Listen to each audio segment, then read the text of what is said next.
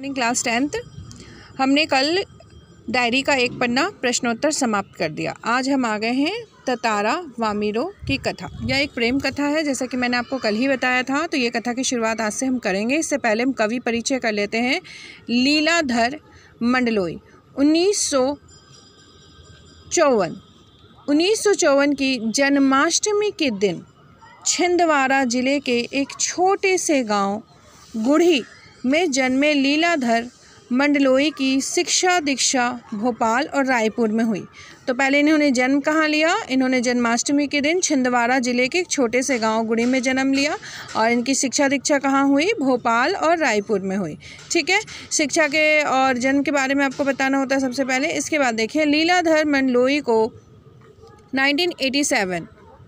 1987 में Commonwealth relations trust London ने radio और टेलीविज़न प्रसारण की उच्च शिक्षा के लिए आमंत्रित किया।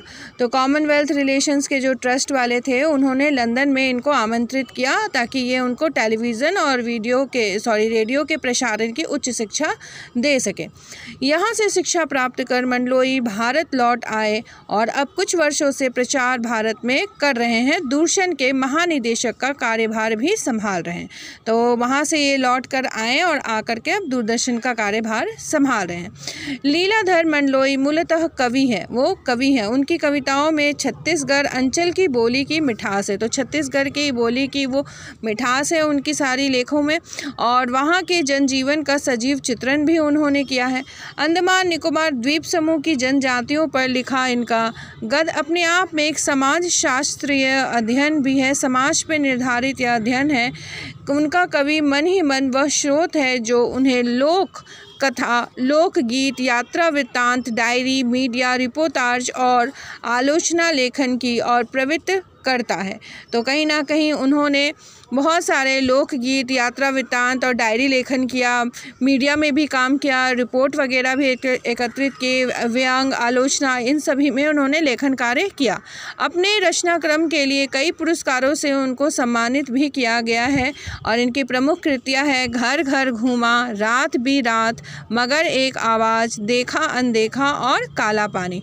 तो लीलाधर मंडलोई, इनका कवि परिचय मैंने आपको बता दिया। अब मैं आपको वो पाठ परिचय बताऊंगी। ततारा वामिरो की कथा, जो कि एक मूलतः प्रेम कथा है। इसमें आपको क्या कथा सुनने को मिलेगी, अभी मैं आपको वो बताती हूँ।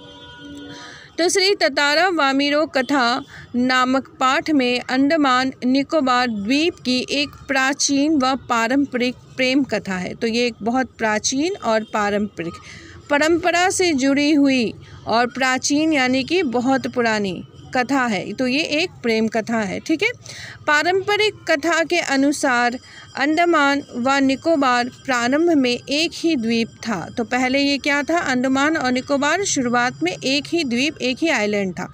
लेकिन उसके दो गांवों में पारस्परिक विद्वेष की भावनाएं थी। तो इनके जो दो गांव थे, उनके बीच में अच्छी भावनाएं नहीं थी, अच्छे जान परिचय नहीं थे। कहीं ना कहीं विद्वेष, शत्रुता की भावना इसमें दो गांवों में थी।